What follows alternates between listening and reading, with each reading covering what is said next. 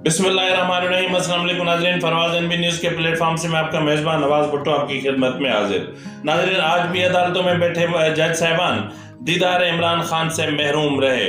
ये मामला क्या है, इस पर भी हम बात करेंगे और बात करेंगे कि आज नए हुकाम भी जो है वो दीदार इमरान के मुंतज़िर थे, लेकिन उन्हें भी ये शरफ हासिल ना हो सका। और पाकिस्तान इस वक्त मुआशी तौर पर या पाकिस्तान इस वक्त सियासी तौर पर कौन सा रुख अख्तियार कर रहा है और ये मामला कहाँ तक जाकर पहुंचेंगे, इस पर भी हम बात करेंगे। और बात करेंगे कि जो है वो इल्ज़ामात की एक साइकिल शुरू हो गई है, यानी एक इल्ज़ाम दूसरे पर लगाता है, दूसरा खुद को बरी जिम्मा करार देकर वो इल्ज़ाम तीसरे पर लगाता है। ये मामला क्या है, तो इन तमाम उमूर पर हम बात करेंगे। लेकिन सबसे पहले हम बात करेंगे कि हर तस्वीर के दो रुख होते हैं। कल जो सोशल मीडिया पे दिखाया गया था वो तस्वीर का एक रुख था, यानी वो तस्वीर जो कल लाहौर में हुई। लाहौर में जब इमरान खान ने रैली का इनेकाद किया था तो इमरान खान जानते थे कि आज खवातीन का आलमी दिन है और जो है वो खवातीन की रैली भी एक आएगी और उसके अलावा जो है वो अपना खवातीन मार्च और उसके अलावा जो है वो एक हया मार्च भी आना है। और इसके अलावा इमरान खान ने बीच में घुसने की कोशिश की क्योंकि इमरान खान तसादुम चाहते थे। इमरान खान इसलिए भी तसादुम चाहते थे कि इमरान खान जान गए थे कि बलूचिस्तान की पुलिस उन्हें गिरफ्तार करने पहुंच रही है और इस बार उनके साथ कोई नरमी नहीं बरती जाएगी। और इसके अलावा वो जानते थे कि जो 9 तारीख को अदालतों में पेश होना है, तो अदालतों में पेशी से बचने के लिए भी कुछ चीज़ें की जा सकती हैं, लेकिन सियासत इतनी शफाक हो सकती है कि जिसको इंसानी जिंदगियों की भी कोई परवाह नहीं है। और इमरान खान ने जो इंसानी ढाल बना रखी है, बिलाखिर कल उसने एक जिंदगी निगल ली। इमरान खान अपने दीवानों का, इमरान खान अपने कारकुनों का दिफा करने की बजाय उन्हें मौत के घाट उतरवा रहे हैं। ये बहुत अफसोसनाक है। जिस तरह मैंने कहा कि तस्वीर के दो रुख, कल एक रुख दिखाया गया जो पीटीआई के सोशल मीडिया की तरफ से था कि जिसमें पुलिस के बेताशा मजालिम दिखाए गए। बिल्कुल पुलिस की तरफ से जो मजालिम ढाए गए या जिस तरह का जो उनका कंडक्ट था वो काबिल मजम्मत था। लेकिन सोचना यह है कि ये मामला शुरू कहाँ से हुआ था। नाजरीन, मैं आपको बता दूं कि ये मामला शुरू उस वक्त हुआ कि जब इमरान खान की या पीटीआई की रैली को के रास्ते को रोकने के लिए पुलिस ने भी इकदामात शुरू किए। अभी इमरान खान साहब आराम में थे या शायद वो, जिस तरह आपको पता है कि वो मीटिंग्स में होते हैं, तो वो किसी मीटिंग में थे। तो इसके बीच में जो है वो इन्होंने उन इंतजामात को देखते हुए ये पहला क्लिप आप देख लें कि जो पुलिस मोबाइल अपना खड़ी हुई है जो गाड़ियां हैं और उन पर पीटीआई के कारकुन किस तरह चढ़ दौड़े हैं और किस तरह तोड़ फोड़ कर रहे हैं और किस तरह सरकारी अमला को नुकसान पहुंचाया जा रहा है। अब उसके साथ नाज़रीन, ये तीसरी वीडियो भी आप मुलाहिजा कर फरमा लें कि जिसमें आप देख सकते हैं कि पुलिस मोबाइल को आग लगा दी गई। और इसके अलावा ये देखें, सरकारी गाड़ियां हैं जिनको तोड़ फोड़ दिया गया।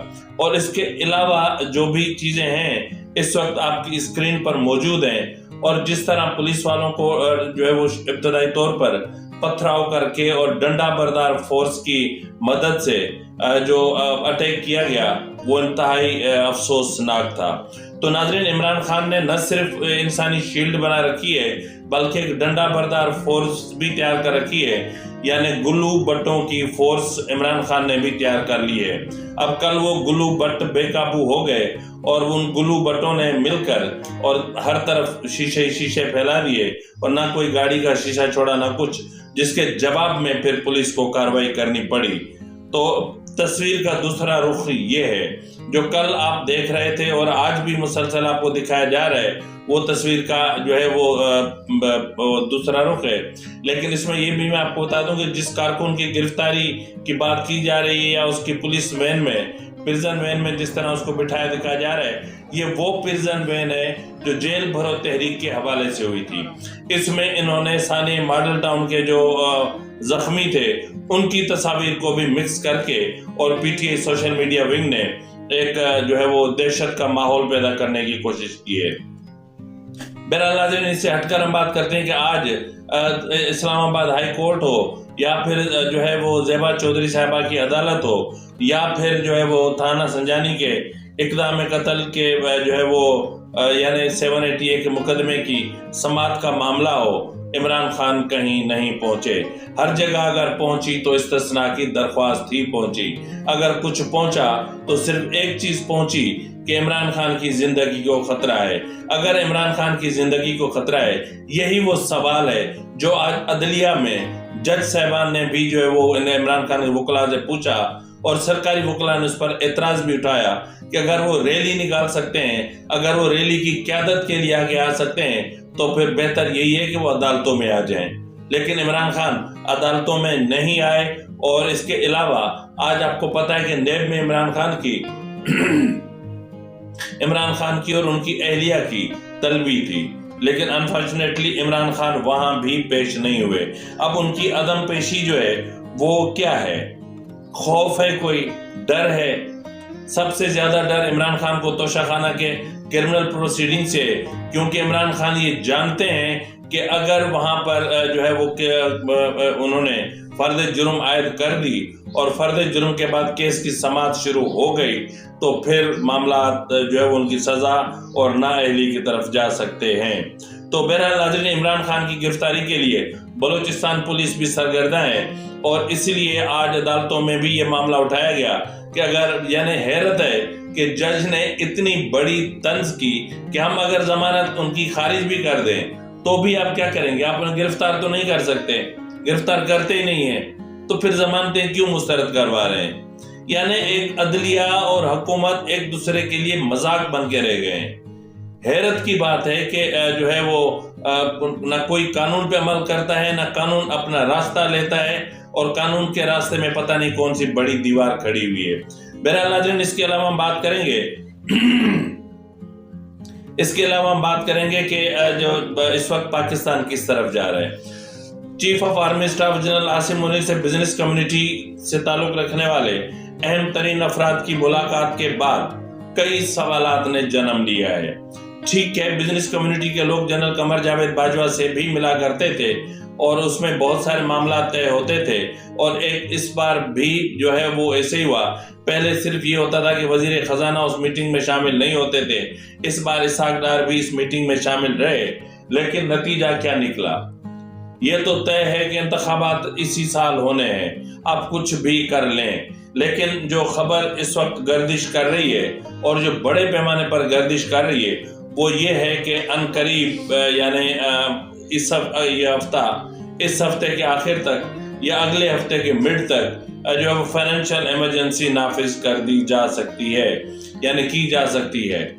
پاکستان میں معاشی اکنامک ایمرجنسی کا نفاذ ممکن ہے، اور ایک جو معاملہ ہے وہ یہ بھی زیر غور ہے، اور اس پر بھی ورک کیا جا رہا ہے، اور اس پر مختلف صحافیوں نے بھی سوال اٹھائے ہیں کہ جو ایمرجنسی ہوگی یعنی فائنینشیل ایمرجنسی ہوگی، کیا وہ یہ جو فائنینشیل ایمرجنسی یا اکنامک ایمرجنسی ہوگی، کیا وہ جو ہے وہ موجودہ حکومت کے اس میں رہے گی، یا پھر جو ہے وہ انٹیریم سیٹ اپ میں کوئی ایسی فائنینشیل ایمرجنسی لگائی جا سکتی ہے؟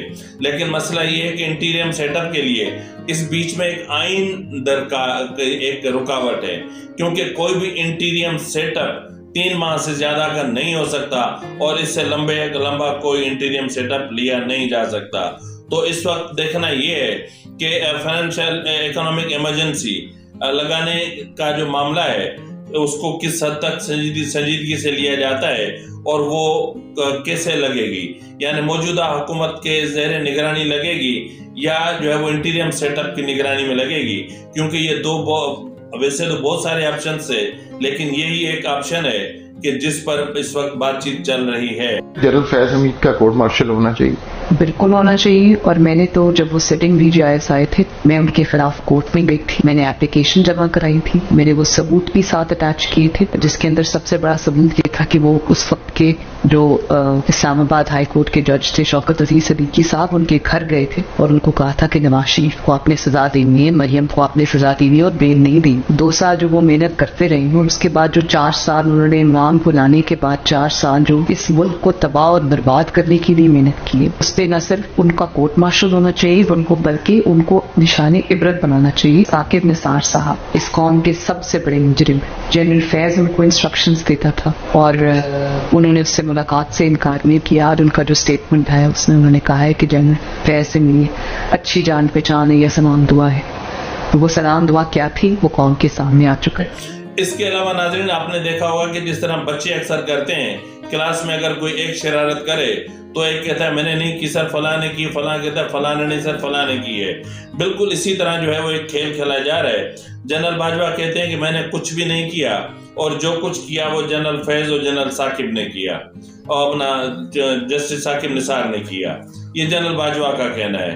अब इसमें जो है वो इमरान खान कहता है कि मेरा क्या जी, मैं तो बेबस था, इदारों को तो जनरल बाजवा चला रहे थे, नेब भी वही चला रहे थे और जो एंटी करप्शन के या करप्शन के केसेस थे उनको भी वो देख रहे थे, पॉलिटिकल अफेयर्स को भी वो देख रहे थे और नेशनल और इंटरनेशनल अफेयर्स को भी वो देख रहे थे। तो मैं तो कुछ भी नहीं था, मैं तो मासूम था, मैं तो बच्चा था, चूचा था, मुझे क्या पता। अब वहां पर दूसरी तरफ देखें तो जनरल फैज बोलते हैं कि मैं तो सिर्फ मेजर जनरल था। अब जो मेजर जनरल सब कुछ थोड़ी ना होता है, वो तो चीफ ऑफ आर्मी स्टाफ के हुक्म से सब कुछ होता है। मैंने तो कुछ भी नहीं किया। अब ये जनरल फैज कहता है। अब वो जो जनरल अपना जस्टिस साकिब निसार है वो कहता है जी मैं तो इंसान हूं, गलती हो गई होगी, मैंने शादी को रमीन करार दे दिया होगा, अब इतनी सी बात को आप इतना पतंगड़ क्यों बना रहे हैं। जिस तरह इमरान खान कहते हैं कि मुझे अदालतों से सजना दिया जाए, मैं बहुत कमजोर हो गया हूं, मैं बहुत लाचार हो गया हूं, 71 साल मेरी उम्र है, मैं सहारे के बगैर चल नहीं सकता। हैरानकुन तौर पर यह दरख्वास्त दायर की गई कि मैं अदालतों में पेश नहीं हो सकता, धक्कम पेल की वजह से जो है मुझे मसला हो सकता है, मेरी टांग में अभी तक जो है वो जख्म मौजूद है, जख्म अभी तक पूरी तरह नहीं भरे, हड्डी अभी तक पूरी तरह नहीं जुड़ी और कहीं से भी धक्का आ गया तो मेरी टांग फिर से टूट सकती है। और इसके अलावा आपको शायद पता नहीं है, मैं जो है वो लंबा सफर करके लाहौर से इस्लामाबाद की अदालतों में या इस्लामाबाद से लाहौर की अदालतों में पेश नहीं हो सकता क्योंकि मुझे बवासीर है और बवासीर की वजह से कुछ चीज है, एक रेड सी चीज है वो निकल आती है बाहर, तो इसलिए मैं ज्यादा घूम भी नहीं सकता। अब अगर इसकी तरदीद तो किसी हद तक की गई है, लेकिन अगर जो बवासीर का मामला सच है तो फिर बवासीर क्यों निकली है या क्यों होती है या क्यों हुई है, इसका मामला जो है वो मैं आपको एक मरतबा पहले बता चुका हूं कि इनका पूरा एक गेम था जो हम जिन्स परस्ती में मुब्तला था। मैं तो उसकी तस्दीक कर रहा हूँ, मैं सिर्फ कह रहा हूँ मुझे अल्फाज वो नहीं मिल रहे कि उसको कैसे मैं बताऊं कि इखलाकी लिहाज से सही जो अल्फाज होता है। लेकिन आप ठीक कह रहे हैं कि बेसिकली हम सारे हम जिन्स परस्त हैं। इमरान खान साहब भी, उनका दोस्त गोल्डी भी, मैं भी, मुराद भी, हम सारे बेसिकली। और जाहिर है कि जब माजी के करतूत ऐसे हों तो फिर बुढ़ापे में उनकी कीमत चुकानी पड़ती है। तो इसी के साथ ही नाज़रीन अपने मेजबान नवाज भुट्टो को इजाजत दीजिए। अल्लाह हाफिज।